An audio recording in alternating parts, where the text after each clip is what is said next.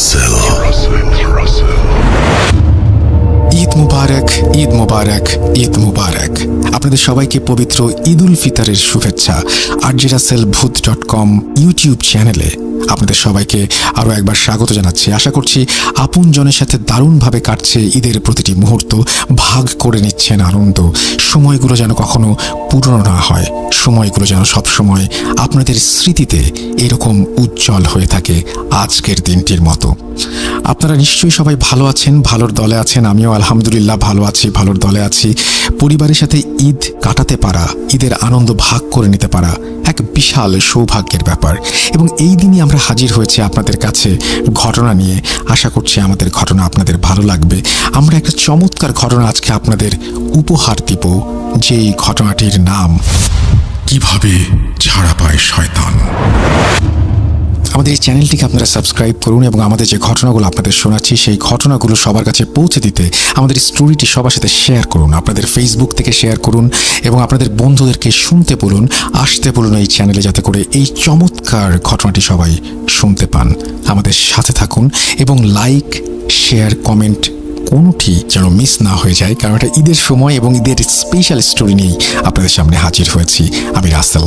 আমি সরাসরি ঘটনায় চলে যাচ্ছি। তার আগে জানিয়ে দিই আমাদের ইমেল অ্যাড্রেস russell.booth.com@gmail.com। আপনার নাম, ঠিকানা এবং ফোন নাম্বার সহ আপনার জীবনে ঘটে যাওয়া বা আপনার জানা সেরা ঘটনা লিখে পাঠিয়ে দেওয়া আমাদের কাছে। ঘটনার শুরুতে অবশ্যই উল্লেখ করুন যে ঘটনাটি আপনি স্টুডিওতে এসে শেয়ার করতে চান, নাকি আপনি চান আপনার ঘটনা আমরা পড়ে শোনাই। এবারের ঈদে আমরা একটা স্টুডিও এপিসোড আপনাদের উপহার দিচ্ছি এবং দোয়া করবেন আমাদের জন্য যেন খুব চমৎকার একটা এপিসোড আপনাদের দিতে পারি। প্রথম থেকে শেষ পর্যন্ত টান টান উত্তেজনা নিয়ে ভয়ের রাজ্যে যেন হারিয়ে যেতে পারেন সেরকম একটা এপিসোড উপহার দিতে চাচ্ছি এবং সেখানে অংশও নিচ্ছেন আমাদের সব প্রিয় স্টোরি টেলাররা। শুরু করছি ঈদের আগের শেষ এপিসোড। যেভাবে লেখা আছে আমি সেভাবেই পড়ে শোনাচ্ছি। আসসালামু আলাইকুম রাসেল ভাই। ওয়ালাইকুম সালাম। আশা করি ভালো আছেন। আমি রায়হান। এইচএসসি পরীক্ষা শেষ করেছি এবং ইউনিভার্সিটিতে ভর্তি হব এইবার। ঠিকানা টাঙ্গাইল জেলার ভুয়াপুর থানা, নিকরাইল ইউনিয়ন। আমি ভূত.com নিয়মিত শুনি। আমার ছোট থেকেই শখ ভৌতিক বা অলৌকিক ঘটনা সংগ্রহ করা। সেখান থেকেই মূলত ভূত.com এর প্রতি ভালোবাসা জন্মায়। আজ আমি নিজের সংগ্রহ করা এবং আমার পরিচিত এক দাদুর সাথে ঘটে যাওয়া একটা ঘটনা শেয়ার করতে যাচ্ছি। ঘটনাটি কালো জাদু এবং জিন কেন্দ্রিক। ভালো লাগলে পড়ে শোনাবেন। অবশ্য না শোনালেও দুঃখ নেই, আপনি পড়লেই আমি সার্থক। আমি ঘটনাটি শুরু করছি। যার সাথে ঘটনাটি ঘটে তার মতো করে বলার চেষ্টা করছি।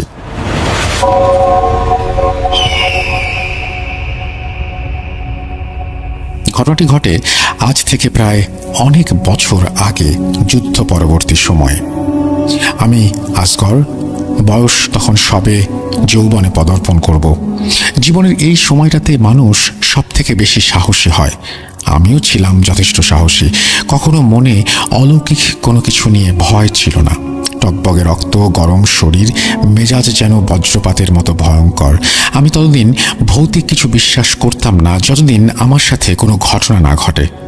কোন ঘটনা বলছি। যুদ্ধের পরবর্তী সময় আমাদের গ্রামেও দেশের অন্যান্য জায়গায় দুর্বিষহ পরিস্থিতি। সময়টা বোধ করি 1973 থেকে 1974 হবে। হানাদার বাহিনী বিদায় নিয়েছে। গ্রামের লোকজন তখন খুবই কম ছিল। আমার বাড়ি একটা বিশাল জায়গা জুড়ে। পুরনো আমলের বংশীয় সূত্রে যথেষ্ট প্রতিপত্তি আছে। পূর্ববর্তী লোকজন ভারতে বসবাস করতেন। আমার দাদা বংশীয় সূত্রে বাংলাদেশের জায়গা জমির অংশীদারি হয়ে এখানে বসবাস শুরু করেন। বাড়ি থেকে বাজার পায়ে হেঁটে প্রায় 1 ঘন্টার মতো পথ। আর বাজারে যেতে হলে প্রথমে একটি বিল, তারপর একটি কবরস্থান আর একটা শ্মশান ঘাট পার হতে হয়। গ্রামটি ছিল ঘন সবুজ চাদরে মোড়ানো। গাছপালা বেশি থাকার কারণে সন্ধ্যার আগেই মনে হতো যেন রাত নেমেছে। গ্রামে তখনও কেউ বিদ্যুতের কথা কল্পনাও করতে পারত না। রাস্তাঘাট মাটির ছিল। সন্ধ্যার পর কোনো পাখির ডাকও শোনা যেত না। পরিবারে তখন একমাত্র আমার দাদি ছিলেন। বাবা মা অনেক আগেই আমার জন্মের 6 বছরের মধ্যেই মারা গিয়েছিলেন। যুদ্ধের পূর্বে আমার পরিবারের ছোট চাচা চাচি তাদের 2 ছেলে নিয়ে ভারতে পাড়ি জমান। ঘটনা শুরু হয় একদিন আমি বাজারে গিয়ে বন্ধুদের সাথে যাত্রা দেখতে পাশের গ্রামে যাই। দেখতে দেখতে মধ্যরাত হয়ে যায়। বাড়িতে যাওয়ার কথা প্রায় ভুলেই গিয়েছিলাম। যখন যাত্রা শেষ হয়, সবাই একসাথে বাজার পর্যন্ত আসার পর যে যার বাড়ির দিকে চলে যায়, তখন আমি একটা হ্যারিকেন হাতে নিয়ে বাড়ি ফিরব। তখনও আমার মনে কোনো ভয় কাজ করেনি। দাদার সাথে এর আগে অনেক জায়গায় যাত্রা দেখতে গিয়েছি, এই প্রথম একা গিয়েছিলাম। তখন মধ্যরাত, সে কথা মাথায় না রেখে আমাকে যেতে হবে এটা বেশি করে ভেবেছিলাম। তাই আমি বাড়ির উদ্দেশ্যে রওনা হই। এই পর্যন্ত কোনো সমস্যার সম্মুখীন হইনি বা কোনো ভৌতিক চিন্তাও মাথায় আসেনি। বাজার পার হয়ে যখন বাড়ির রাস্তা ধরে হাঁটতে শুরু করলাম, আমি শ্মশানের কাছে চলে আসি। রাস্তার বাম পাশে শ্মশান ঘাট আর ডান পাশে একটা ছোট কুঁড়ে ঘর ছিল। সেখানে একজন ওঝা থাকতেন। তিনি আগে ওইখানে থাকতেন না, যুদ্ধের বছর থেকে এখানে এসেছেন। কোথা থেকে এসেছেন কেউ বলতে পারে না। শরীরের গঠন ছিল এতটাই চিকন যেন চামড়া হাড়ের সাথে মিশে গেছে। মানুষের সাথে তার তেমন কোনো যোগাযোগ ছিল না। দিনে কখনো ঘর থেকে বের হতেন না। বাইরে থেকে দেখা যেত ঘরের মেঝেতে চোখ বন্ধ করে বসে আছেন। তার ঘরেও কখনো দরজা লাগাতেন না। দরজা থেকে সরাসরি শ্মশানটা দেখা যেত। উনি সেদিকেই মুখ করে থাকতেন। জীবন অতিবাহিত করার জন্য কি খেতেন কেউ জানে না। গ্রামে আসার প্রথম দিকে সবাই তাকে নিয়ে মাতামাতি করলেও পরে তার কথা নিয়ে কেউ তেমন মাথা ঘামাতো না। দিনে ঘরে থাকলেও রাতে ঘরের সামনে বসতেন। আমি হ্যারিকেনের আলোতে দেখতাম যথারীতি ঘরের সামনে বসে আছেন, কিন্তু তার চোখ বন্ধ। আমি কখনো তার গলার স্বর শুনিনি। কিন্তু ওই দিন যখন আমি রাস্তা ধরে তার সামনে দিয়ে হাঁটছিলাম, হঠাৎ অনেক ভারী কণ্ঠে কেউ আমাকে বলল, সামনে যাস না, এখানে বসে থাক। আমি চমকে উঠেছিলাম তার কণ্ঠ শুনে। আমি জীবনে এত ভারী কণ্ঠস্বর শুনিনি। কিন্তু আমি পাত্তা না দিয়ে আর কোনো কথা না বলে হাঁটতে লাগলাম। তার কথা শোনার পর আমার সামনে যেতে ইচ্ছা করছিল না, কিন্তু আমি তারপরও গেলাম। আমি সামনে এগিয়ে শ্মশান পার হলাম। তখন রাস্তাটা ছিল সোজা বাড়ির দিকে, আর দুই পাশে জঙ্গলের মতো ঘন গাছপালা। তারপর মিনিট দুয়েক হাঁটলাম। হঠাৎ মনে হলো আমি কিছু শব্দ শুনছি, কিন্তু সেগুলো মনে হচ্ছে খুব চাপা গলায় 3 থেকে 4 জন মানুষ একসাথে বলছে, চলে আয়, আয়, আর একটু সামনে আয়। আমি কখনো জীবনে ভয় অনুভব না করলেও ওই দিন প্রথম আমি ভয়ে কেঁপে উঠলাম। তারপর কেউ যেন পেছন থেকে আমার কানের কাছে এসে চাপা কণ্ঠে বলছে, চলে আয়, আয়, আর একটু সামনে আয়, আয়। ধীরে ধীরে আওয়াজ মিলিয়ে যাচ্ছে। আবার শুনছি, চলে আয়, আয়, আর একটু সামনে আয়। এইবার সামনে যাব নাকি পেছনে যাব বুঝতে পারলাম না। ভয় করছে। এই বুঝি সামনে কেউ ভয়ঙ্কর চেহারা নিয়ে দাঁড়িয়ে, অথবা পেছন থেকে কেউ গলা টিপে ধরবে। আমি ভয়ে ভয়ে আল্লাহ আল্লাহ করতে লাগলাম। হঠাৎ সামনে মনে হলো মানুষের মতো কেউ একজন দাঁড়িয়ে। আমি ভয়ে কেঁপে উঠলাম। আমার শির দ্বারা দিয়ে যেন ঠান্ডা স্রোত বয়ে যাচ্ছে। খেয়াল করলাম আমার হাত কাঁপছে। তবুও সাহস দেখিয়ে আমি হ্যারিকেনটা একটু উঁচু করে দেখার চেষ্টা করলাম। দেখি সামনে এক বৃদ্ধ লোক দাঁড়িয়ে আছে।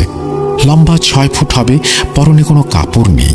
আমি দেখার পর আকৃতি বিকৃত হতে শুরু করলো।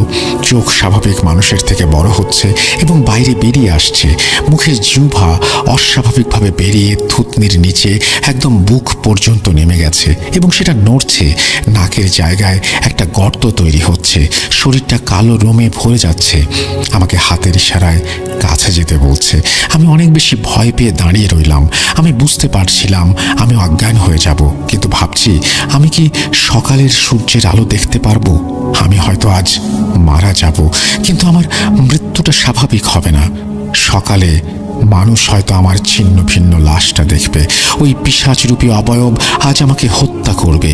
মরে যাওয়ার আগে আমি দাদা দাদিকে একবার দেখতেও পারলাম না। আমি ভয় আতঙ্কে চুপ করেছিলাম, কিন্তু আমার চোখের পানি পড়ছে। আমি দৌড়ে পালিয়ে যেতে পারছি না। আমার হাত পা যেন অবশ হয়ে গেছে। আমি শরীর নাড়াতে পারছি না। অবয়বটা চোখের পলকে ঠিক আমার মুখের কাছে এসে পড়ল। আমি ভয়ে চিৎকার দেব, কিন্তু গলা দিয়ে কোনো আওয়াজ বের হচ্ছে না। আমি চোখ বন্ধ করে ফেললাম। তার লোমশা হাত দিয়ে আমার গলা ধরে উপরে তুলল। আমার হাত থেকে হ্যারিকেনটা পড়ে গেল। এবার আমার শ্বাস যেন বন্ধ হয়ে আসছিল। আমি দুই হাত দিয়ে তার হাত ছাড়াবার চেষ্টা করলাম। পাগুলো এমনভাবে নাড়াচ্ছিলাম, ফাঁসিতে ঝুলিয়ে দিলে একজন মানুষ যেভাবে নাড়ায়। আমার মনে হলো এটাই আমার জীবনের শেষ মুহূর্ত, এখন আমি মারা যাব। কিন্তু হঠাৎ আমাকে ছেড়ে দিল। আমি মাটিতে পড়ে গেলাম। পড়ে গিয়ে আমি আমার গলায় হাত দিলাম এবং কাশি হচ্ছিল। আর একটু হলে হয়তো আমি দুনিয়া ছেড়ে চলে যেতাম। আমি মাটিতে পড়ে বসে খেয়াল করলাম অবয়বটি মুহূর্তেই ছোট একটা সাপে পরিণত হয়ে সামনের দিকে চলে গেল এবং অন্ধকারে মিলিয়ে গেল। খেয়াল করলাম আমার পেছনে কেউ আছে। তাকিয়ে দেখি শ্মশান ঘাটের সেই ওঝা আমার পেছনে দাঁড়িয়ে, আমার দিকে রক্তবর্ণ রাগী দৃষ্টিতে তাকিয়ে, দাঁতের সাথে দাঁত লাগিয়ে, ভ্রু কুঁচকে প্রচণ্ড রাগে মোটা কর্কশ কণ্ঠে বলতে লাগলো, শরীরে খুব তেল, মরণের শখ জাগছে না? যা নদীতে ঝাঁপ দে, আগুনে ঝাঁপ দে। কেন কেন আসলি? তোকে চিনে নিয়েছে, তোর খুব বিপদ এখন। তোকে মেরেই দম নেবে, তোর মুন্ডু ধর থেকে আলাদা করে তোর মগজ খাবে। খাবেই না কেন? যার রক্তে কলঙ্ক তার বাঁচার কথা না। হ্যারিকেনটা ফেলে আয় আমার সাথে। তিনি শ্মশানের কাছে নিজের ঘরের দিকে হাঁটতে লাগলেন। আমিও তাকে অনুসরণ করলাম এবং জিজ্ঞেস করলাম, রক্তে কলঙ্ক? আপনি কি বলতে চাচ্ছেন? আমাকে বুঝিয়ে বলুন। উনি চুপ করে আছেন। আবার জিজ্ঞেস করলাম, বলুন আমাকে। উনি কথা না বলে চুপ করে হেঁটে যাচ্ছেন। আমি আবার বললাম, দয়া করে বলুন আমাকে। কিছু না বলে আমাকে ঘরের কাছে নিয়ে ঢুকিয়ে আমার গায়ে কিছু পানি দিলেন এবং একটা লাল সুতা বেঁধে দিলেন। বললেন, এই জোনার খুব শক্তিশালী। যাদের উপরে চালনা করা হয় তাদেরকে মেরে ফেলবে, যারা বাধা হবে তাদেরও বিনাশ করবে। আমি সামান্য সময়ের জন্য নিরাপদ দূরত্বে পাঠিয়ে দিয়েছি, তবে সম্পূর্ণরূপে যায়নি। আবার আসবে। তবে তুই আজ নিরাপদে সকালে বাড়ি যাবি। তোর বংশের সবচেয়ে প্রবীণ যিনি বেঁচে আছেন তাকে বলবি ও ফিরে এসেছে। আমি তার কথার কোনো অর্থ বুঝতে পারলাম না। আবার জিজ্ঞেস করার সাহসও পেলাম না। তার ভয়ানক দৃষ্টির দিকে তাকালে কিছু বলতে পারি না। আর একটু আগেই এত কিছু ঘটে গেছে যে আমি মানসিকভাবে খুব আঘাতপ্রাপ্ত। তাই চুপ করে বসে রইলাম। বসে থাকতে থাকতে ভোর হয়ে এলো। ঘরের এক কোণে চুপ করে চোখ বন্ধ করে তিনি বসে আছেন। আমি ঘরের চারিদিকে তাকিয়ে দেখলাম প্রায় 10টা মানুষের মাথার খুলি, সাথে 4টা ভেড়া আর 2টা গরুর মাথার খুলি, কিছু লাল সুতো, একটা বড় তৈলচিত্রের ছবি, যেখানে দেখা যাচ্ছে কিছু কালো কাপড় পরা মানুষ আকাশের দিকে তাকিয়ে আছে। সম্পূর্ণ আকাশ রক্তবর্ণ লাল, আর তাদের চারিদিকে অসংখ্য মাথার খুলি, অনেক ভয়ানক। আমি বেশিক্ষণ তাকিয়ে থাকতে পারলাম না ওই চিত্রের দিকে। উনি চোখ খুলে তাকিয়ে বললেন, যা। আমি কিছু না বলে বেরিয়ে এলাম। তারপর বাড়িতে চলে আসলাম। আসার পর দাদা আমাকে দেখে বললেন, তোর এই অবস্থা কেন? শুকনো মুখ, আর দেখি গলায় কিসের দাগ? হাত দিয়ে গলা সরিয়ে দেখে চমকে উঠলেন। বললেন, যা ভেবেছিলাম তাই, আবার আবার ফিরে এসেছ। আর কত নেবে সে? কবে ক্ষান্ত হবে? কাল কি হয়েছে ঠিক ঠিক করে বল আমাকে। আমি বললাম। শুনে আমার হাতটা ধরে টান দিয়ে বললেন, হায়, তাড়াতাড়ি খেয়ে নে, দেরি করার সময় নেই, আমাদের এখনই যেতে হবে। আমি খাওয়া দাওয়া শেষ করলাম। আমাকে নিয়ে দাদা নিজের ঘরে গিয়ে একটা পুরনো সিন্দুক থেকে 3টা তাবিজ বের করলেন। একটা আমাকে, একটা দাদিকে, আর একটা নিজে গলায় পরে আমাকে বললেন, এই তাবিজ যেন আমরা ফিরে আসার আগে না খোলা হয়। দাদি আর দাদা সব জানে। আমি কিছু বুঝতে পারছি না কেন এসব হচ্ছে, কি হচ্ছে, কোথায় যাচ্ছি আমরা। আমি বললাম, কিছু বলো আমাকে, কি হয়েছে? এসব কি হচ্ছে? তুমি তো ভয় পাচ্ছ কেন? দাদা বললেন, রাস্তায় সব বলবেন, এখন যেন শুধু যেতে থাকি। আমি তাই করলাম। দাদা একটা ব্যাগ নিলেন, কিন্তু ওই ব্যাগে কি আছে আমি জানি না, জিজ্ঞেসও করিনি। কাল রাত থেকে এত ঘটনা ঘটে যাচ্ছে, আমি যেন কোনো স্বপ্ন দেখছি। স্বপ্ন হলেই ভালো হতো। আমরা বাড়ি থেকে বের হলাম, একটা গরুর গাড়িতে উঠলাম। দাদা চুপ করে বসে আছেন, দেখে বোঝা যাচ্ছে খুব দুশ্চিন্তায় আছেন তিনি। দীর্ঘক্ষণ চুপ থেকে হঠাৎ বড় নিঃশ্বাস নিয়ে শান্তভাবে বললেন, ভাস্কর, আজ আমি তোকে কিছু কথা বলতে চাই। কথাগুলো তোর জানা খুব জরুরি। আগে বললে হয়তো কাল রাতে তোর নরখাদক পিশাচের মুখে পড়তে হতো না। আল্লাহর অশেষ রহমত যে তিনি ঠিক সময়ে তোকে তার কোনো বান্দার মাধ্যমে বাঁচিয়েছেন। কি ঘটনা, আমাকে খুলে বলো। দাদা বলতে শুরু করলেন। ঘটনা শুরু আমার দাদার বাবা জমিদার জাহাঙ্গীর শাহর সময়। প্রতিপত্তি কম ছিল না। এই প্রতিপত্তির কারণে সে অহংকারী আর সাধারণ মানুষের ত্রাসে পরিণত হয়। উনি তখন তার বাড়িতে প্রতি মাসে একবার করে জলসার আয়োজন করতেন।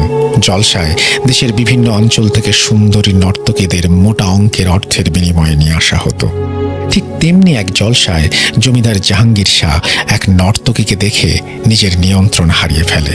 তাকে খুব খারাপ একটা প্রস্তাব দেয়, যার ফলে নর্তক দল তার কাছে অনেক অনুরোধ করে যাতে জমিদার সাহেব ওনাদের ছেড়ে দেয়। কিন্তু সেই পাষণ্ড জমিদার সবাইকে একসাথে বেঁধে পানি ভর্তি কুয়াতে ফেলে দেয়, আর সেই নর্তকীকে 4 দিন বন্দি রেখে তার ওপর অমানবিক নির্যাতন চালায়। 4 দিন পর যখন সেই মেয়েটি পালিয়ে যেতে সক্ষম হয়, চারিদিকে লোক পাঠানো হয় সেই মেয়েটিকে খুঁজতে।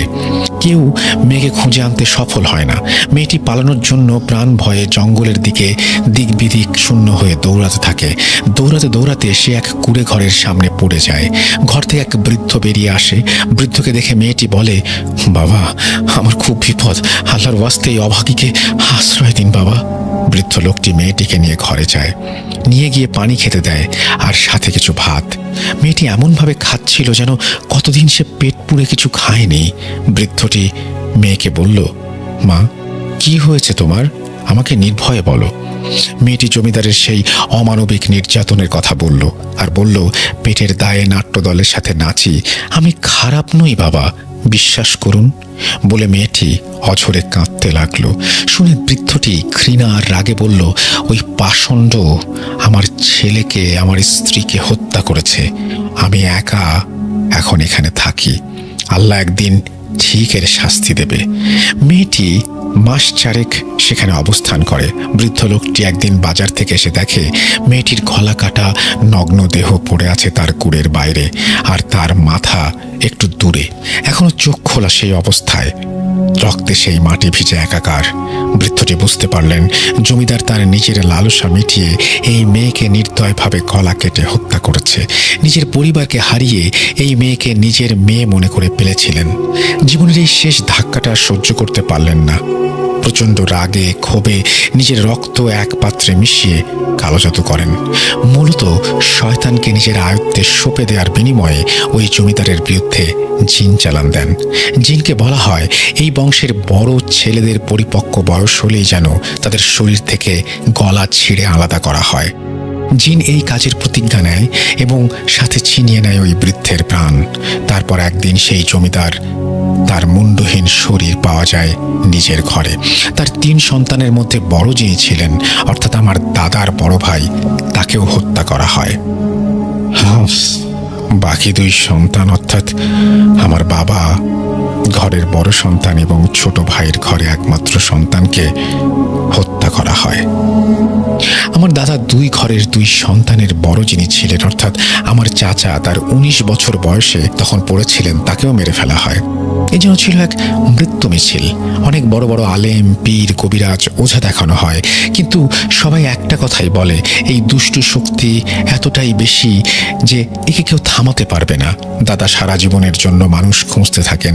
তার বয়স যখন বার্ধক্যে পৌঁছায় তখন তিনি বাংলাদেশের সিলেটে এক হুজুরের সন্ধান পান। তারপর তিনি ছোট ছেলেকে সাথে নিয়ে আরো লোক লস্কর নিয়ে সিলেটে আসেন এবং সেই হুজুরকে সমস্ত ঘটনা বলার পর হুজুর বলেন, এর সমাধান আছে। এই শয়তানি শক্তিকে আটকানো যাবে, কিন্তু বিনাশ সম্ভব নয়। দাদা মর্মাহত হয়, কিন্তু পরের কথা শুনে তিনি পাথর হয়ে যান। হুজুর বলেন, এই বংশের একজনের গলা কাটা মাথা রক্ত লাগবে। দাদা ভেবে উঠতে পারেন না কিভাবে এক জীবন্ত প্রাণকে বিনাশ করে আগত ভবিষ্যৎ বাঁচাবেন। দাদা তখন বলে ওঠেন, ঠিক আছে, ব্যবস্থা হবে, কিন্তু আপনি আজ রাতে যা করবেন শুরু করুন। আর কোনো প্রাণ আমি নিতে দেব না। দাদার সাথে যাওয়া সব লোকজন দাদার কথা আর তার চোখ দেখে বুঝতে পেরেছিলেন তিনি কি বলতে চাচ্ছেন।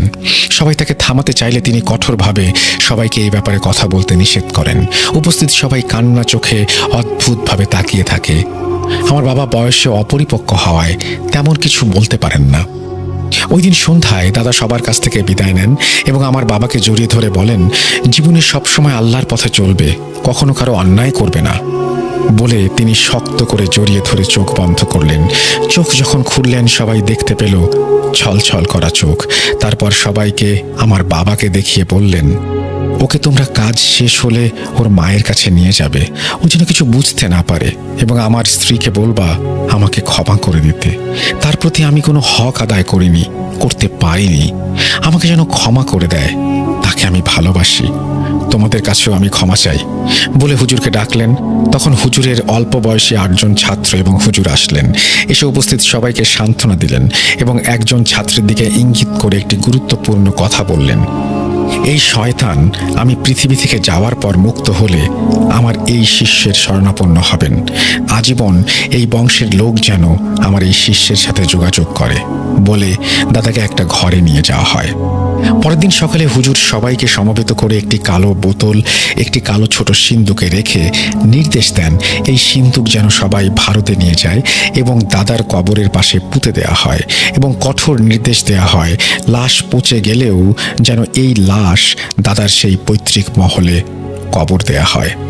সবাই দাদার মৃত গলাবিহীন লাশ নিয়ে ভারতে আসে। আস্তে আস্তে সেই লাশ প্রায় সবটুকু গলে পচে নষ্ট হয়ে গিয়েছিল। বাকি ছিল শুধু গলা পচা এক মাংসপিণ্ড। পরবর্তীতে আমার বাবা যখন জমিদারি সামলায়, তার অসুস্থজনিত কারণে অকালে মৃত্যু হয়। তিনি পরবর্তীতে আমাদের 2 ভাইকে সম্পত্তির ভাগ দেন। বড় ভাই তখনও বিবাহ করেনি। উনি 31 বছর বয়সে মারা যান এবং ওনার সমস্ত সম্পত্তি তিনি বিভিন্ন ট্রাস্ট এবং গরিবদের দিয়ে যান। আর আমাকে যতটুকু দিয়েছিলেন সব জমি ছিল বাংলাদেশে। আমি এখানে চলে আসি। সেখানে শুধু এখন আমাদের এই সেই পুরনো জমিদার বাড়িটি আছে। তুই তো জানিস আমরা মাঝে মাঝে সেখানে যাই এবং তোর ছোট চাচা সেখানে থাকে। তোকে এই ঝামেলা মিটে গেলে প্রথমবারের মতো নিয়ে যাব। দাদার এই আত্মত্যাগ আমরা কখনো ভুলিনি, কিন্তু কিভাবে এই শয়তান আবার ফিরে এলো জানি না। দাদার এই সম্পূর্ণ ঘটনা শুনে আমি এত আশ্চর্য হলাম, কি বলবো বুঝতে পারলাম না। এই জন্য রূপকথার কোনো গল্প। আমি দাদাকে বললাম, দাদা, তাহলে হুজুরের সেই শিষ্য এখন কোথায়? আমরা কি তার কাছে যাচ্ছি? দাদা বললেন, না, উনি জীবিত নেই, কিন্তু উনি মারা যাবার আগে তার এক শিষ্যের সাথে আমাকে পরিচয় করিয়ে দিয়ে বলেছিলেন ভবিষ্যতে আমি যেন তার সাথে যোগাযোগ রাখি। উনিও কি এখন সিলেট? আমরা কি সিলেট যাচ্ছি? না, যুদ্ধের পরের বছর অনেক খুঁজে আমি তাকে নিয়ে আসি। অনেক অনুরোধ করে তাকে আমি সিরাজগঞ্জে রেখে দেই। তিনি সেখানে এক বড় মাদ্রাসায় পড়ান। আমরা সেখানেই যাচ্ছি। একটু পর আমরা নদী পার হয়ে সেখানে যাব। এই তো প্রায় নদীর ঘাটে এসে গেছি। আমি নৌকার ব্যবস্থা করে রেখেছি। যেতে রাত হলে আমরা খুব বিপদে পড়ব। শুনে আমার অন্তরাত্মা কেঁপে উঠল। এত কিছু দেখে আর শুনে আমি সত্যি খুব ভীত হয়ে গিয়েছি। দেখতে দেখতে নদী ঘাটে পৌঁছালাম। ছাউনিওয়ালা নৌকা দেখলাম, সেখানে 2 জন মাঝি আগে থেকে এসে বসে আছে। আমাদের নদীর ঘাটে পৌঁছাতে পৌঁছাতে তখন দুপুর প্রায়। দাদা তাড়াতাড়ি করে নেমে নৌকায় উঠলেন। মাঝিকে বললেন যেন সূর্য ডোবার আগে আমরা পৌঁছাতে পারি, কিন্তু সেই ভাগ্য আর হলো না। এখনো হয়তো ভয় পাওয়া বাকি ছিল।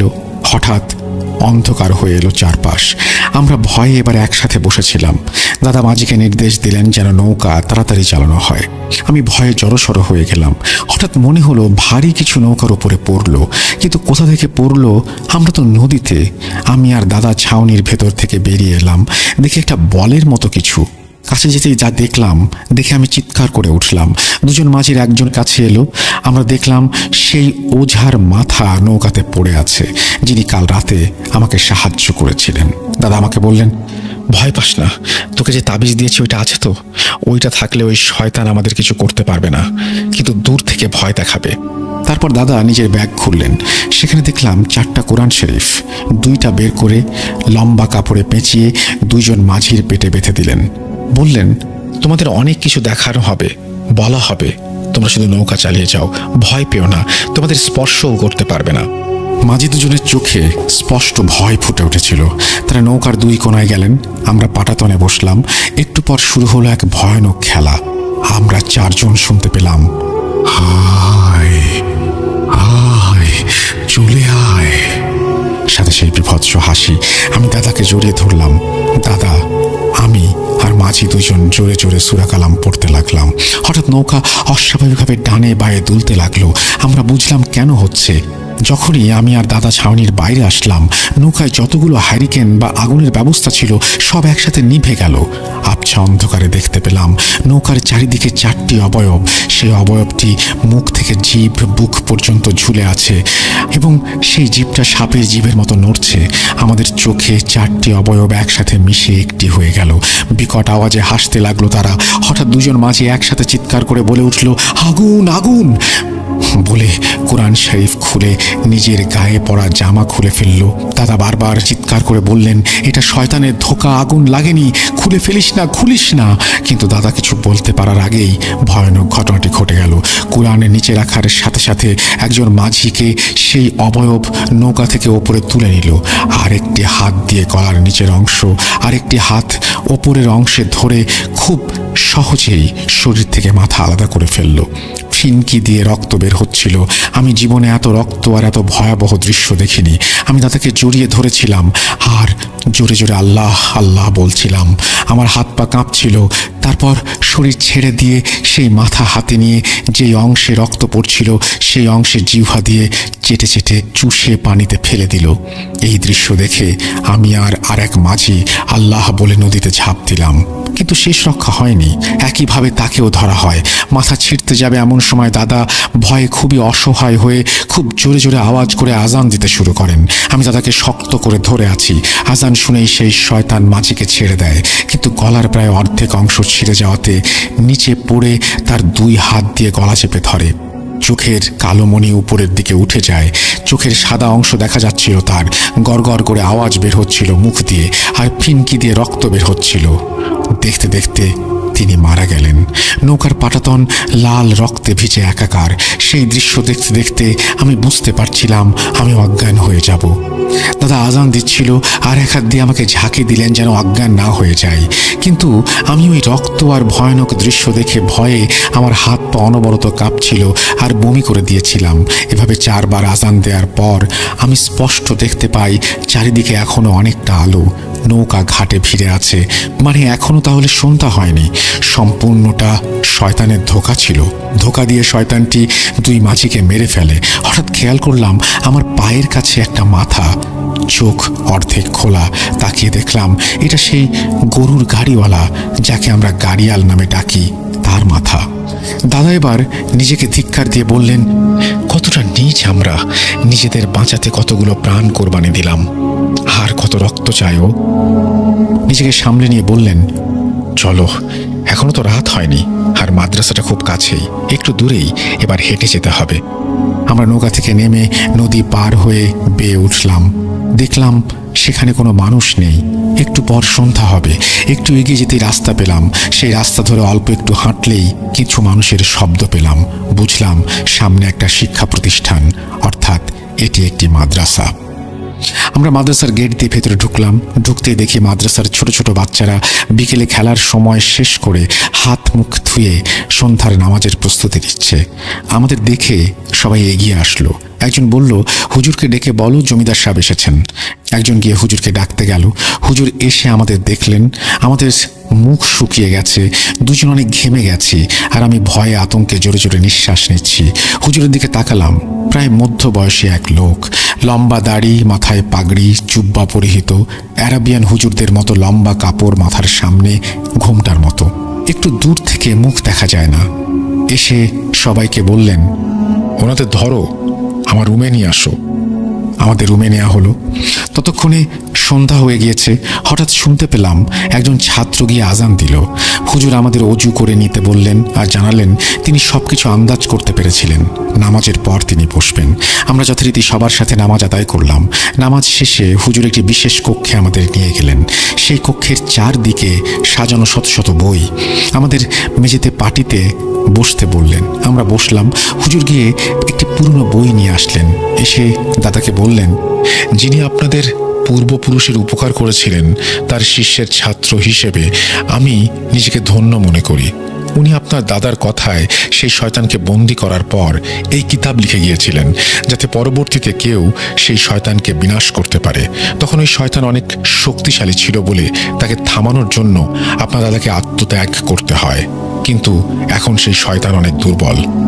আপনি ভাববেন না আমি আজ তার বিনাশ করব ইনশাল্লাহ। কিন্তু দাদা বললেন, কিন্তু কি? আপনি সাহায্য করুন দয়া করে, আর দয়া করে বলবেন কিভাবে সেই শয়তান ছাড়া পেল। কিভাবে? শয়তানকে তো আমার দাদার কবরের পাশে পুঁতে দেওয়া হয়েছিল। হুজুর বললেন, আজ এশার নামাজের পর আমি আপনাদের জানাবো কেন ও কিভাবে মুক্তি পায় সেই শয়তান। আর ভাববেন না আজকে আটকাবো সেই শয়তানকে। তারপর হুজুর বললেন, আপনারা বিশ্রাম নিন আপাতত, বলে তিনি আমাদের একটা কক্ষে নিয়ে গেলেন। কিন্তু আমার মনে একটা খটকা লাগলো। তিনি একবারও জানতে চাইলেন না আমাদের সাথে কি হয়েছে, আমরা কতটা ভয়ানক পরিস্থিতির মুখে পড়েছিলাম। অতঃপর এশার নামাজের পর রাতে আমি দাদার সাথে হুজুর এবং সাথে 4 জন হুজুর আমাদের 2 জনকে মাঝখানে রেখে গোল করে বসলেন। আমি খেয়াল করলাম অনেক সুন্দর গন্ধে পুরো ঘর ভরে উঠেছে।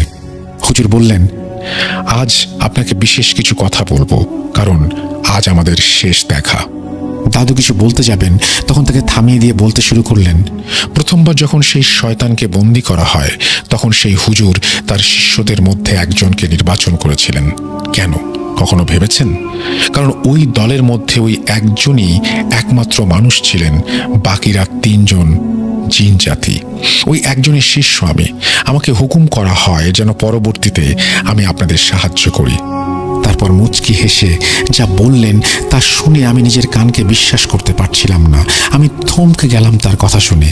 তিনি মুচকি হেসে বললেন, আমি কখনো এই মাদ্রাসার বাইরে যাইনি। কেন জানেন? আমি চাইলে আপনি যখন আমাকে যুদ্ধের পর আসতে বলেন তখন আপনার বাড়িতে যেতে পারতাম। আসলে আপনি আমাকে খুঁজে বের করেননি, আমি আপনাকে ধরা দিয়েছিলাম। আমি আপনাদের মতো সৃষ্টির সেরা জীব মানুষ নই। আমি নিজেও আল্লাহর এক সাধারণ বান্দা জিন। আমার আসল নাম আব্দুল্লাহ গাইস ইবিন মুস্তাফা। শুনে আমি ভয় পেয়ে যাই, কিন্তু দাদা চুপ করে শুনছিলেন। তারপর বললেন, এখানে উপস্থিত যে 4 জনকে দেখছেন তারাও সাধারণ মানুষ নন, তারাও জিনজাতি। এই 4 জন ছাড়াও আরো 3 জন আছেন উপস্থিত, কিন্তু তাদের আপনারা দেখতে পাবেন না, তারা সামনে আসবেন না। এই 7 জন প্রথমবার এই শয়তানকে বন্দী করেছিল। এখন সেই শয়তানকে আহ্বান করব আমরা। তারপর উনি আমাদের ঘরের একটা কোণে রাখা একটি ছোট বসার জায়গা দেখিয়ে বললেন, আপনারা সেখানে যান, যাই হয়ে যাক রুমের বাইরে যাবেন না, আর ভয় পাবেন না, আল্লাহ আমাদের সাথে আছেন। আমরা তাই করলাম। হঠাৎ দেখলাম 5 জন উঠে দাঁড়িয়ে 2 রাকাত নফল নামাজ পড়া শুরু করলো। নামাজ শেষে গোল করে বসে জিকির করা শুরু করলো। একটা সময় সবাই চুপ হয়ে গেলেন। চারিদিকে নীরবতা বিরাজমান, শুধু আমাদের 2 জনের নিঃশ্বাসের শব্দ ছাড়া আর কোনো শব্দ নেই। হঠাৎ মনে হলো বাইরে প্রচণ্ড ঝড় হচ্ছে, সব যেন ভেঙে চুরে দুমড়ে দিচ্ছে। আমি ভয়ে আতঙ্কে জড়সড় হয়ে বসলাম। হঠাৎ ক্ষীণ গলায় একটি আওয়াজ শুনলাম, মনে হলো 4 জন মানুষ একসাথে কথা বলছে। কি করতে পারবি তোরা? তোদের কি হলো? মানুষের পক্ষ নিচ্ছিস কেন? হায়, আমার সাথে আয়। তুচ্ছ মানুষকে বাঁচাতে হবে কেন? বলে বিকট সুরে তারা হাসতে শুরু করলো। এইবার 4 জন উচ্চ স্বরে কোরআন তেলাওয়াত শুরু করলেন। হঠাৎ জিনটি অদৃশ্য থেকে বলল, ছাড় আমাকে, ছাড় বলছি। আমাকে আমার কাজ করতে দে, কেন আটকাচ্ছিস আমাকে? ছাড় বলছি। একটা জোরে ঠাস করে শব্দ হলো, মনে হলো ভারী কোনো বস্তু মেঝেতে পড়ে গেছে। এইবার দেখলাম সেই শয়তানটি 15 জনের মাঝে দাঁড়িয়ে আর বলছে, থাম থাম থাম, তোরা চুপ কর, চুপ কর। বলতে বলতে আকারে ছোট হয়ে একটা বিড়ালের সমান হয়ে গেল। এইবার বাইরের সেই ঝড়, তার শব্দ থেমে গেছে, শুধু কোরআন তেলাওয়াতের শব্দ হচ্ছে। সেই হুজুররূপী জিনটি এইবার সেই শয়তানকে 2 হাতে চেপে ধরল, বলল, আল্লাহর কসম, আজ তোকে বন্দি করব না, তোকে হত্যা করব। শুনে শয়তান চিৎকার করে বলে উঠল, আমার মালিক তোদের ছাড়বে না, আমাকে মেরে কি হবে? আমি তো শুধু হুকুম পালন করেছি। বলে জোরে জোরে হাসতে শুরু করলো। আবার বলল, পারবি তো তার সাথে যুদ্ধ করতে? শয়তান কিছু বলার আগেই তাকে একটি কালো রঙের 4 বাক্সে বন্দি করা হলো। 1 বালতি পানির মধ্যে চুবিয়ে রাখা হলো। এরপর হুজুর বললেন, আপনাদের ধন্যবাদ আমাকে সাহায্য করার জন্য। সবাই একসাথে সালাম দিয়ে চোখের পলকে উধাও হয়ে গেল। আমাদের হুজুর কাছে ডেকে নিয়ে বললেন, আর ভয় নেই, ওকে আমরা আমাদের দুনিয়ায় নিয়ে হত্যা করব, আর ভবিষ্যতে কোনো বিপদ হলে আপনি স্মরণ করার আগে চলে আসবো ইনশাল্লাহ। এবার দাদা বললেন, আমাকে দয়া করে বলবেন কিভাবে এই শয়তান ছাড়া পেল? তিনি বললেন, মানুষ সৃষ্টির সেরা জীব, তারপরেও সে চরমভাবে পথভ্রষ্ট হয়। লোভ মানুষের জীবনের অভিশাপ। আপনার ছোট সন্তান যেহেতু আগে থেকেই সবকিছু সম্পর্কে অবগত ছিল, তাই ভারতে গিয়ে অনেক খোঁজাখুঁজির পর এক শয়তান পূজারীর শরণাপন্ন হয়। তাকে দিয়ে সেই শয়তানকে মাটি থেকে তুলে মুক্ত করে দেয়। তবে তার শাস্তি তিনি পেয়েছেন। যখন সেই শয়তানকে মাটি থেকে তুলে শয়তানের পূজারীর কাছে নেওয়া হয়, সেই পূজারী ভাবে এই শয়তানকে তিনি বশ করে নেবেন। তার কোনো ধারণা ছিল না এই শয়তান কতটা শক্তিশালী হতে পারে। তাই বের হয়ে প্রথমে সে পূজারী, তারপর আপনার ছোট ছেলে এবং সাথে তার স্ত্রী সন্তানকে হত্যা করে। ভারত থেকে আপনার কাছে চিঠি পাঠানো হয়েছে, কিন্তু এখনো আপনার হাতে আসেনি। তাদের হত্যা করেই এই শয়তান এখানে চলে আসে। এবারে সে রাগে ক্ষোভে চেয়েছিল সম্পূর্ণ বংশ নির্বংশ করতে, কিন্তু আল্লাহর অশেষ রহমত আপনাদের এই তাবিজের জন্য কিছু করতে পারেনি। এই তাবিজ কোথায় পেয়েছেন আমি জানি। এই তাবিজ কখনো হারাবেন না। এই তাবিজের মধ্যে আপনার দাদার হাড়ের অংশ আছে। এইবার সকাল হবে, আমার কাজ শেষ। আপনি নিশ্চিন্তে বাকিটা জীবন কাটিয়ে দিন। আপনি বিপদে পড়লে ইনশাল্লাহ আমি আসব। আমার হুজুরের আদেশ আপনার পাশে থাকার। আমি চলে যাব এখন, আপনারা রুম থেকে বাইরে যান। আমি বাইরে এসে দাদাকে বললাম, এই তাবিজ কোথায় পেয়েছো? দাদা বলল, আমার দাদার মৃত শরীর থেকে হাড় দিয়ে বানানো হয়েছে এই তাবিজ। এই বলে আসগর দাদা তার ঘটনা শেষ করলেন। আমি যেন এতক্ষণ এই ঘটনায় হারিয়ে গিয়েছিলাম। আমি জিজ্ঞেস করেছিলাম, দাদা শয়তান যে বলছিল তার মালিককে থামানো যাবে না, এই কথার অর্থ কি? দাদা শুনে চোখ বন্ধ করলেন, কিছু বললেন না, আনমনা হয়ে গেলেন। রহস্যের গন্ধ পেলাম। আমি বললাম, দাদা কি হয়েছে বলো। দাদা অনেকক্ষণ চুপ থেকে বললেন, পাপ করলে শাস্তি পেতে হয়, কিন্তু নিরপরাধ কেন শাস্তি পাবে জানি না। ওই ঘটনার পর ভেবেছিলাম সব শেষ, আর ভয় নেই। আরও সময় অতিবাহিত হয়ে যায়, আর তখন নতুন নতুন বিয়ে হয়। বিয়ের 2 বছর যেতে না যেতেই আমার স্ত্রী অন্তঃসত্ত্বা হয়। আমাদের ঘরে আসে ফুটফুটে এক মেয়ে। একদিন রাতে স্বপ্ন দেখি কেউ একজন কালো কাপড় পরে এসে আমাকে বলছে আমার প্রতিশোধ সম্পন্ন হয়নি, অবয়বটির মুখ দেখিনি বলে বিশ্রী এক হাসি দেয়। হাসি দিয়ে বলে, কিন্তু আজ হবে। শুনে আমি ঘুম থেকে চমকে উঠি। উঠে দেখি আমার পাশে আমার স্ত্রী ঘুমিয়ে আছে, তার পাশে আমার ছোট ফুটফুটে মেয়ে, শরীর থেকে ঘাড়টি আলাদা করা। আমি চিৎকার করতে যাব, হঠাৎ দেখি সেই হুজুর জিনটি আমাকে বলল, এই প্রথম বংশে প্রথম সন্তান হিসেবে কোনো মেয়ে এসেছিল, তাই ইবলিশ নিজের ওয়াদা অনুযায়ী এই শয়তানকে নিয়ে নিজের পুরনো সেই প্রতিজ্ঞা পূরণ করেছে বলে তিনি চলে যান। আমি চিৎকার করে কাঁদতে থাকি। আমার স্ত্রীর ঘুম ভেঙে ওঠে। আমার সন্তানকে দেখে চিৎকার করে আমি অজ্ঞান হয়ে যাই। পরবর্তী জীবনে সে মানসিক ভারসাম্য হারিয়ে ফেলে। আমি তারপর আর বিয়ে করিনি। এই বলে দাদা চুপ করলেন। আমি দেখলাম তার চোখ দিয়ে পানি পড়ছে। তাকে সান্ত্বনা দেবার ভাষা আমার ছিল না। আমি তখন বুঝতে পারলাম কালো জাদু কতটা ভয়ঙ্কর। একটা প্রবাদ মনে পড়ল, পাপে ছাড়ে না কাউকে। খুব দুঃখ পেলাম ঘটনাটি শুনে। এই ছিল আমার ঘটনা। সিলেক্টেড হলে অবশ্যই জানাবেন, কৃতজ্ঞ থাকবো। আমার ফোন নাম্বার, তারপরে তিনি তার ফোন নাম্বার শেয়ার করেছেন। মোহাম্মদ রায়হান খন্দকার, ইউনিয়ন নিকরাইল, থানা ভুয়াপুর, জেলা টাঙ্গাইল, বিভাগ ঢাকা। ব্যক্তিগত সমস্যার কারণে স্টুডিওতে এসে শেয়ার করা সম্ভব না। ঘটনাটি সিলেক্টেড হলে অবশ্যই আমাকে আগে থেকে জানাবেন। পরিবারের সবাই মিলে একসাথে ওই দিন লাইভ এপিসোড শুনবো। এই বলে তিনি তার ঘটনা শেষ করেছেন। থ্যাংক ইউ ভেরি মাচ আপনার ঘটনার জন্য। আশা করছি এই ঘটনাটি আপনাদেরও ভালো লেগেছে। যদি ভালো লাগে অবশ্যই আমাদের জানাবেন। সবাই ভালো থাকবেন, ভালোর দলে থাকবেন।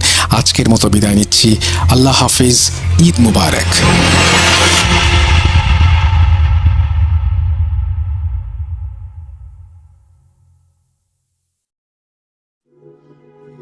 আপনাদের সবাইকে অনেক অনেক ধন্যবাদ এতক্ষণ পর্যন্ত আমাদের সাথে